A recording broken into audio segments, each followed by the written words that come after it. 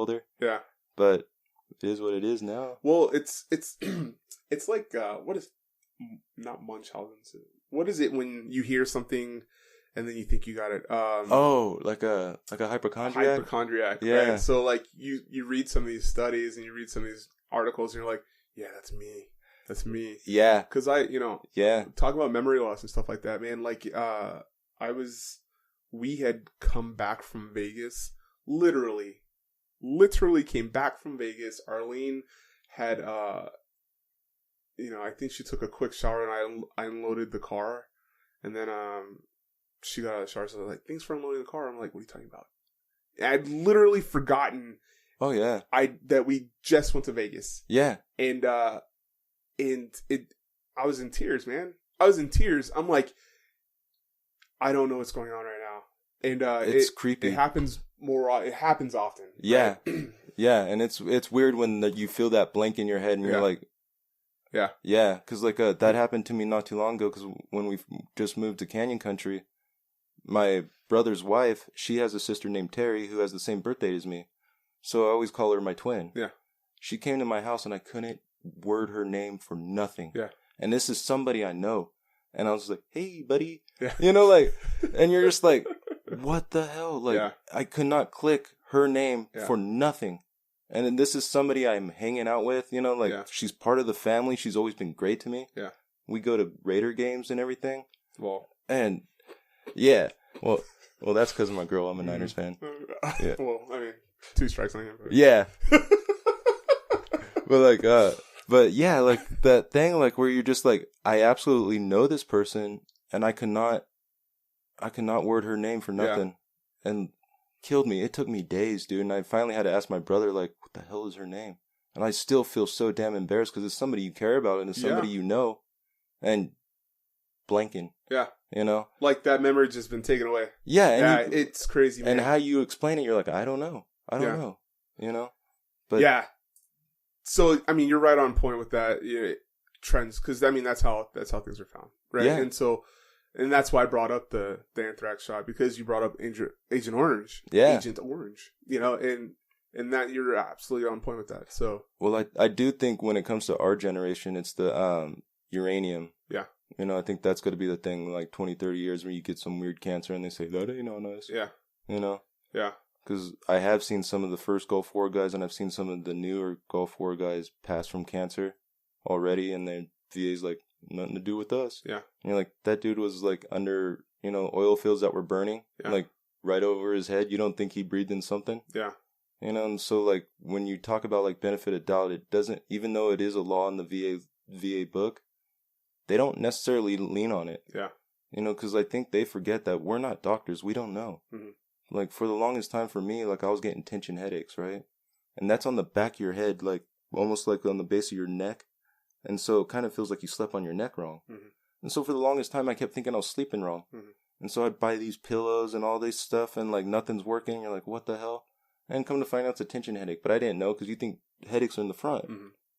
Yeah, I didn't know. Yeah. So just now. Yeah. And it took me a minute, to figure it out. And so the VA's like, well, you never claimed it.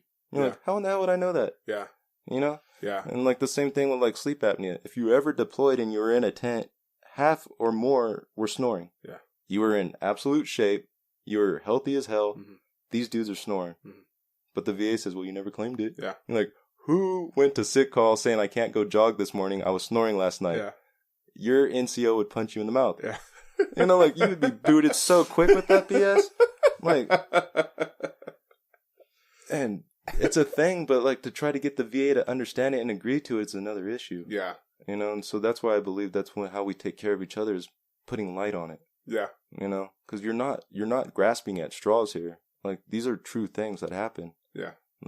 Another one is the light sensitivity with your eyes and everything. Yeah. Especially now the summer's coming. A white shirt like this. Whew, yeah. will blind you. Yeah. You know, it's funny. I had light sensitivity when I got out. Yeah. And I mean, they put in my record. They didn't say it to me there at all.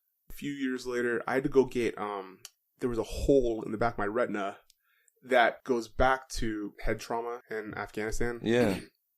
I had to get my head stapled shut. So when I got out, they had said, "Oh, you have history of TBI." Right. And that you can go get speech like work therapy. done and mental stuff done and da da da.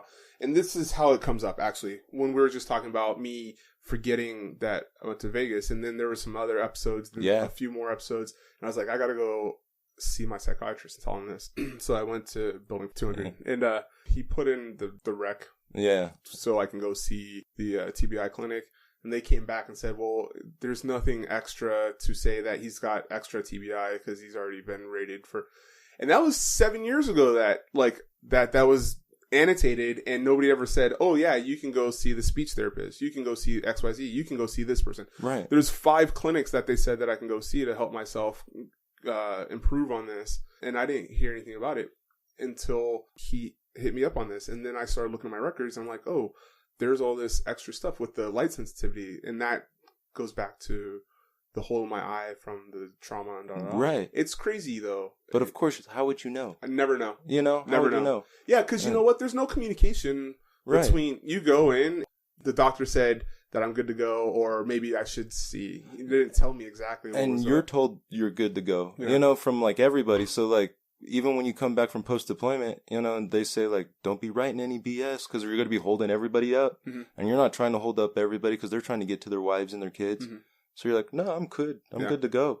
And I think it's the same thing in the NFL when somebody gets a concussion. You're like, don't trip, coach, give me water and I'm good to go. Yeah. And that's our mindset.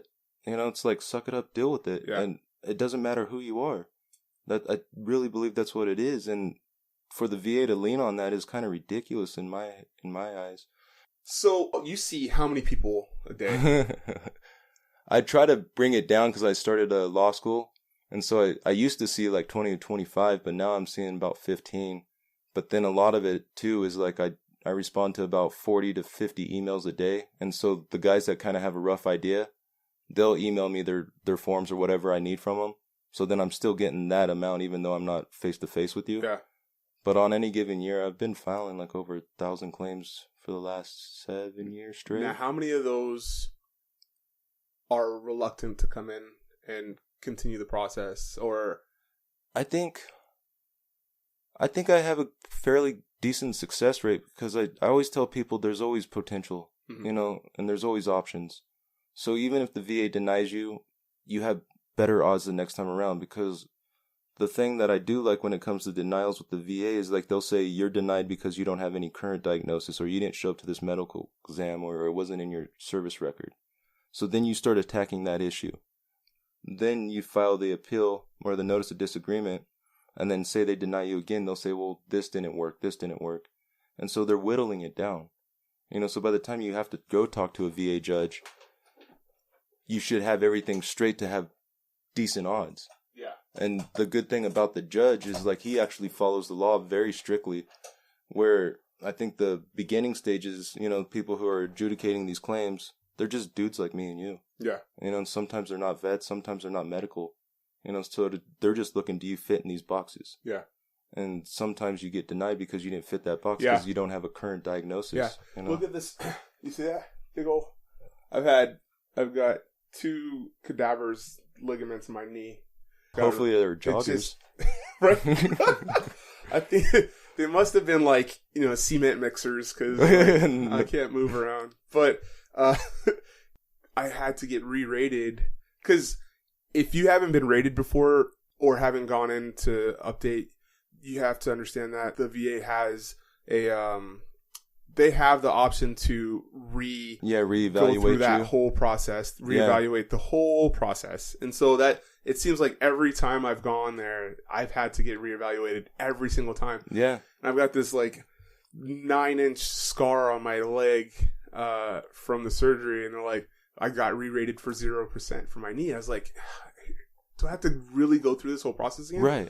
Which is a turnoff, and why vets don't come back to keep doing this. And I think that's the style. Yeah. Because you got to remember that the VA's been doing this forever. Yeah. You know, and we're going to live and die, and the VA's still going to be around. Yeah. And so I think they know how to, like, play with those basic emotions that vets have. Because, like, one of the bigger things you always see is give it to somebody who deserves it. You know, and so we're always afraid of, like, not filing a claim because you think somebody else deserves it more than you.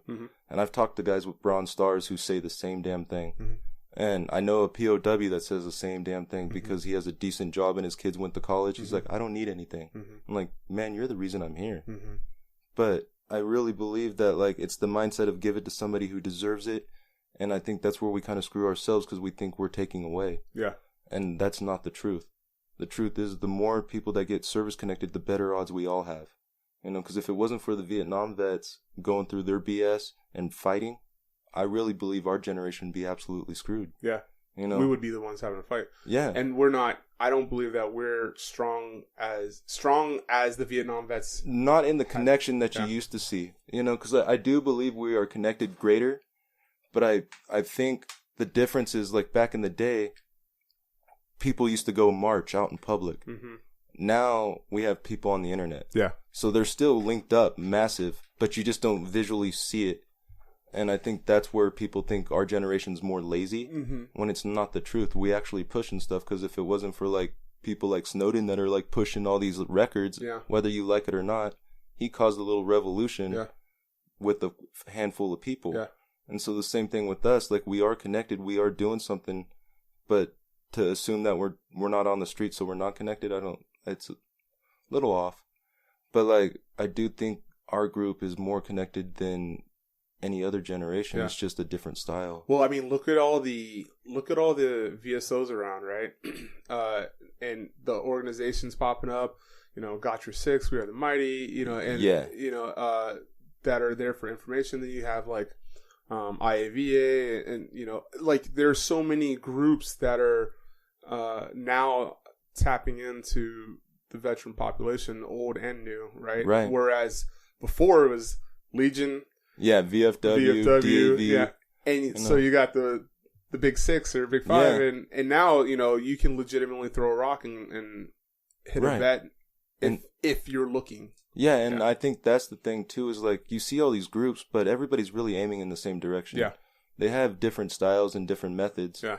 But it's really trying to figure out how do we take care of each other. Exactly. And I think once we link up as one giant group, you know, almost like the NRA or something, then we become powerful. Yeah.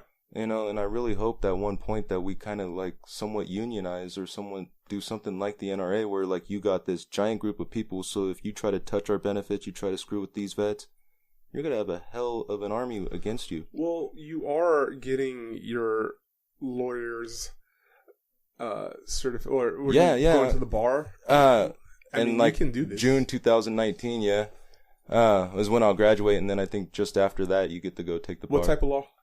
I'm not too sure, really, but I've been thinking Social Security disability. Yeah.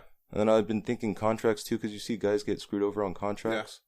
Yeah. And it's really just about taking care of your neighbors, you know? And, like, because my thing is, like, say, like, you have a really beautiful house, but your neighbors are starving. Guess who they're aiming at? Yeah. But if you, like, share, you know, and everybody's, like, doing okay and doing their part, then the whole community's taken care of. Yeah. And we're all good. Yeah. You know, and so I really believe, like, especially when it comes to veterans, it's easy for us to take care of others. We're designed that way. Yeah. And so you take yourself out of the equation and help these dudes out, and eventually everything starts to work. Because, like, when it comes to LA County, we have so many veterans here. We can move things. Yeah. We could actually do things. Yeah. Well, that's what I was saying. Kind of going back to that separation of class just because of job title, right? Right. Like, you're about to be in a position where you could be that. I know you're not the outgoing, hey, let's go get him kind of guy, but I am when it comes to the others, you know? But, like, if, say, you're picking on me, then it's like, whatever. Yeah. You know, I could deal with it. Yeah. But, like, when you see somebody picking on somebody, like, when you see, like, a Vietnam vet who's never filed, you're like, man, what the hell? Yeah. And so, like, of course I want to fight for you. Yeah. You know, and you see somebody who's, like, a decent dude, but, like, you know, he's going through a divorce or he's homeless. It's like, let's help this guy out and see what the hell happens. Yeah. Because I really believe if you give somebody potential, especially if you're talking about a vet, 9 times out of 10, they're going to far exceed your expectations. Yeah. You know? So you give this guy potential and you give him some belief, and they'll run with it. Because the thing with me is, like, yeah, a lot of guys like what I do, but I'm a paper pusher. Yeah. You know, I just say, hey, what about this? What about this? I say, well, you know, you got potential here and potential here. And then guys go out and get it. But I think for any veteran, all you got to do is give them a target. Say, this is what you need to do to get here. And they'll execute. Yeah. You know? Yeah. And so that's what I'm always trying to do is I believe in the potential of people. Yeah. You know, sometimes you fail, sometimes you win, but